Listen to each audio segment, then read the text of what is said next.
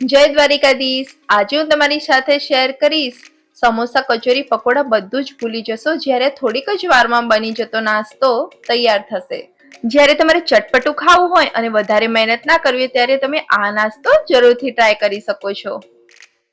તો મેં અહીંયા કાચું બટેકું લીધું છે, જેની છાલ કાઢી લીધી છે। ઘરમાં રહેલી મીડિયમ સાઈઝની કાણાવાળી ખમણીથી બટેકાને છીણી લેવાનું છે। સવાર સાંજના નાની મોટી ભૂખમાં ચા કે ચટણી સાથે ખાવાની ખૂબ જ મજા પડે છે।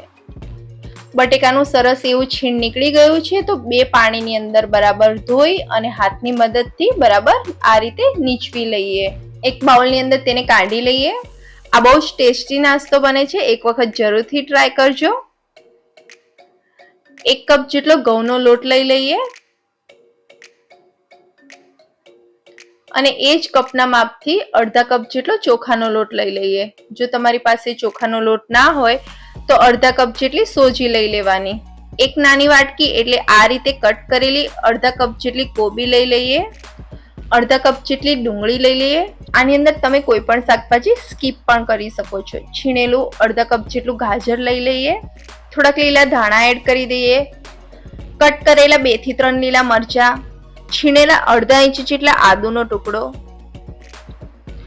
અડધી ચમચી જેટલું જીરું, આ રીતે કટ કરેલી 5 થી 6 કળી લસણની। અહીંયા મેં 1 ચમચી જેટલા ચીલી ફ્લેક્સ લીધા છે। આ રીતે કટ કરેલા 5 થી 6 લીમડીના પાન એડ કરી દઈએ। 1 પિંચ એટલે 1 ચપટી જેટલી જ હળદર લેવાની છે, વધારે હળદર એડ નથી કરવાની। સ્વાદ પ્રમાણે મીઠું એડ કરી દઈએ।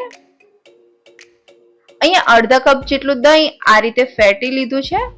જો તમારે દહીં ના લેવું હોય ને તો તમે 1 વાટકી જેટલી છાશ લઈ શકો છો। તેને ઉમેરી દઈએ।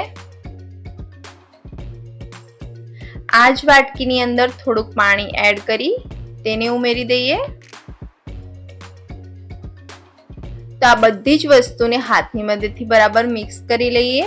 જો આનામાંથી કોઈ પણ શાકભાજી અવેલેબલ ના હોય તો તમે કાચું બટેકું ઉમેરી શકો છો। ડુંગળી લસણ ના ખાતા હોય તો તમે તેને સ્કીપ કરી શકો છો।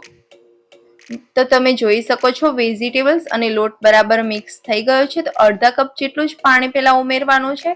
જો એક સાથે બધું ઉમેરી દઈશું તો બેટર એકદમ ઢીલું થઈ જશે। આપણે થોડુંક થીક રાખવાનું છે બેટર એકદમ ઢીલું ના થઈ જાય તેનું ખાસ ધ્યાન રાખવાનું છે।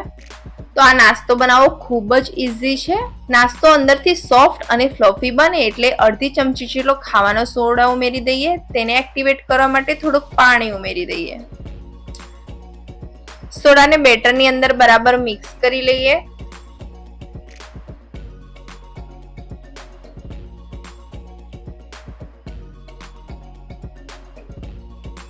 તો બેટર આ રીતનું રાખવાનું છે, જે રીતે આપણે તેના ભજીયા બનાવી શકીએ। હું તમને હાથની મદદથી આ રીતે બતાવું છું તો તમને ખ્યાલ આવે કે કેટલું થીક રાખવાનું છે બેટર।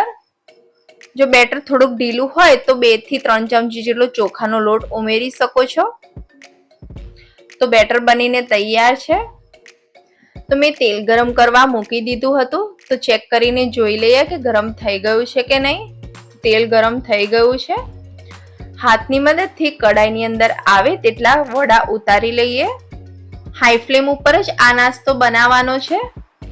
લો ફ્લેમ કે મીડિયમ ફ્લેમ ઉપર વડાને નથી તળવાના। જો તમને મારી રેસીપી થોડીક પણ ગમે તો ચેનલને લાઈક અને સબસ્ક્રાઇબ કરવાનું ભૂલતા નહીં। બટેકાને છીણીને એડ કર્યું છે એટલે અંદરથી કાચું પણ નહીં રહે। વડાનો કલર ચેન્જ થાય ત્યાં સુધી આપણે થવા દેવાના છે, જેથી ઉપરથી ક્રિસ્પી અને અંદરથી નરમ થાય। વડા જ્યારે તેલમાં આ રીતે ઉપર આવી જાય ત્યારે ઝારાની મદદથી આ રીતે ઉપર નીચે કરી લેવાના, જેથી અંદર સેજ પણ કાચું ના રહે। તેલના બબલ્સ આ રીતે ઓછા થઈ જાય ત્યારે સમજવું કે વડા અંદરથી બરાબર ચડી ગયા છે। વડાને આપણે કાઢી લઈએ। તો તમે જોઈ શકો છો કે એકદમ ક્રિસ્પી વડા બનીને તૈયાર છે।